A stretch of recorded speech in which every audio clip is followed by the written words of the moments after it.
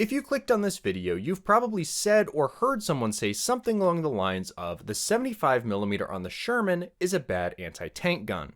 Although I disagree with that statement for reasons we'll get into later in the video, I can certainly see why you might think that. However, I believe this is a misconception created by people focusing far too much on comparing tanks to the tanks of other nations purely based on a stat card.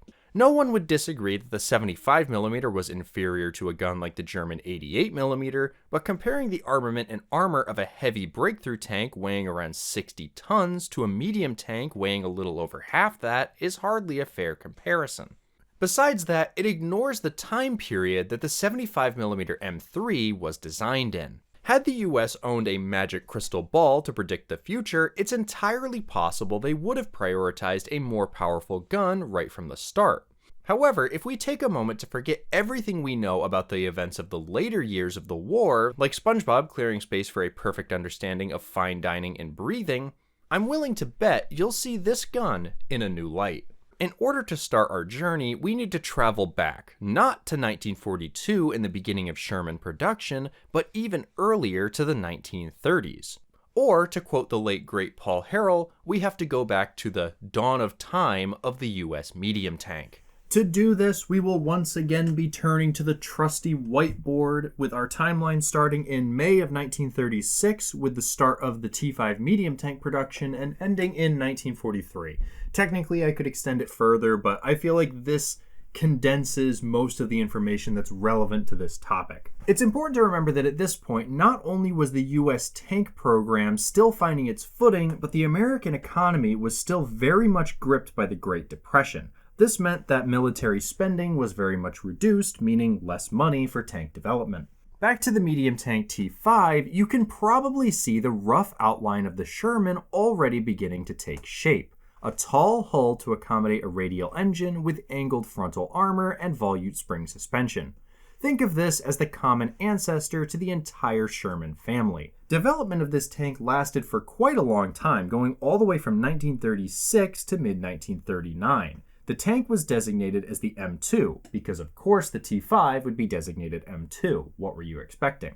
Like many of its contemporaries of the time, such as the Panzer III or H-39, it was equipped with a 37mm gun. With most tanks only having armor of less than 20mm, this had been seen as sufficient firepower by most nations around the world during the interwar period. Production of this tank was set to continue until the following year with a second order, unless of course something were to happen, like war being declared. What's that? War were declared. With the outbreak of war in Europe following the rapid German-Soviet invasion of Poland, it was clear that not only did the US need new tanks, they needed them fast. This would result in the creation of the M3 medium in July of 1940, going into production the following year. The tank now incorporated not just the 37mm, but a 75mm gun mounted in the hull, similar to the French B1. We haven't quite reached the 75mm M3 yet though, as initially the M3 was equipped with the 75mm M2. Initially, the idea behind the twin armament was to provide a high-velocity 37mm in the turret for enemy armor, and the 75mm gun being mainly for high-explosive shells. This was quite typical for the time within the tank designs of various nations. For example, the early Panzer IV fitted a short 75mm primarily intended for infantry support, thanks to the larger caliber allowing a bigger high-explosive load. The 75mm M2 is not the topic of our video today though, with an improved version of this design designated 75mm gun M3 being accepted around the time that M3 production was kicking off. With this being a more powerful version of the 75, not only would some M3s be equipped with it, but it was chosen for the successor to the M3, which was the M4, and had started development several months prior, with the first prototype, the T6 medium, being created around September of 1941, and finally entering production in February of 1942 as the M4. This brings our timeline to February of 1942, which is where I believe much of the misconceptions surrounding the 75mm come from. Rather than viewing the 75mm and the Sherman itself as being designed in 1941 and utilizing many of the aspects of design from the mid to late 30s, it's often compared to tanks which began production after this point. To illustrate this, let's compare our 75mm Sherman to what it would have been facing when it started production. Starting off with the Japanese, who brought the US into the war, the 75mm vastly outperformed every tank gun they fielded.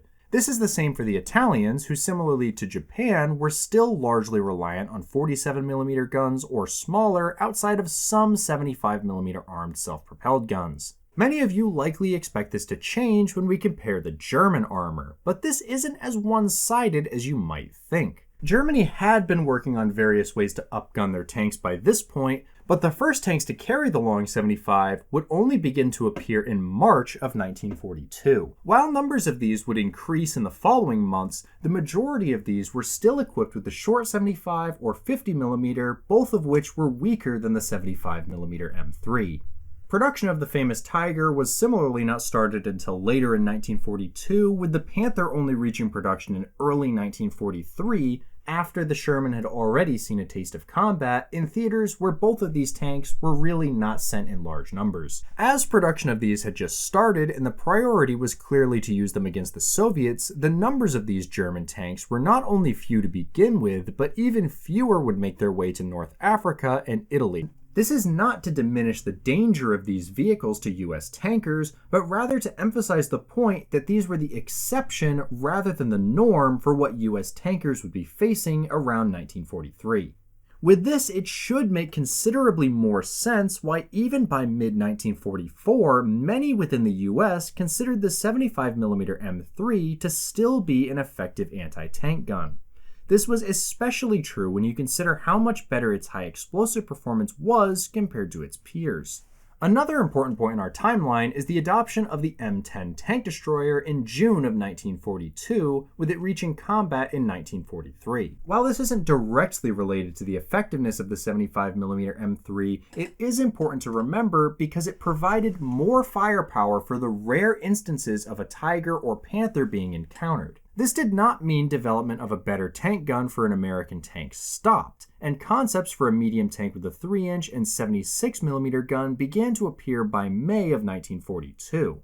Going into that development is well outside of the scope of this video, but I did want to bring it up just to show that the US was well aware that a new tank gun would be needed at some point. I'm hoping by now that at least some of you are starting to see what I'm getting at with this 75mm M3 misconception. Although we do see it being surpassed by newer tank guns, both foreign and domestic, it met or exceeded the performance required when it was created. Look at the early T-34s and KV tanks, which fitted guns fairly similar to the US 75mm and were more than enough to deal with most German armor at the start of the war. It's easy to point out how the 75mm M3 couldn't engage the Tiger or Panther from the front effectively, but this, as I mentioned earlier in the video, is looking at combat like it's a tank versus tank video game. Not only were there many other targets these tanks are meant to engage besides tanks, but at the time it was created, an argument could be made that it was one of the best tank guns in the world. More powerful guns absolutely existed even within the US arsenal, but were mostly limited to heavy tanks, self-propelled guns, or towed guns.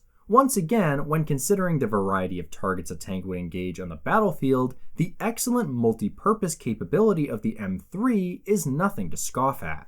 I don't really think anyone nowadays would disagree with the fact it was a mistake to not switch to the 75mm gun for the Sherman sooner. Without the benefit of hindsight, though, it becomes a much less simple decision to switch from a gun which had proven more than sufficient prior to the Normandy landings. This is the point I really want to emphasize with this video, though, because it's super easy to look back at this with hindsight and say, oh, look at all these mistakes that were made during the development program. It's much more difficult to put yourself into the headspace of 1940, 1941, with the information they had available, the tools they had at their disposal, and what they could produce with that at the time. As always, let me know if you agree or disagree down in the comments, and if you want to get a 75mm Sherman or other tank model of your own, check out the link down below to ConeOfArc.store. Every order you place directly supports my ability to make these videos and helps keep as many of them sponsor-free as possible. Thanks as always to all of you for watching, and a special thanks to my ConelyFans who support the channel through their YouTube memberships. If you liked this video, you'll probably like my last one on what took the M26 Pershing so long to reach combat. See you there, or in my next video.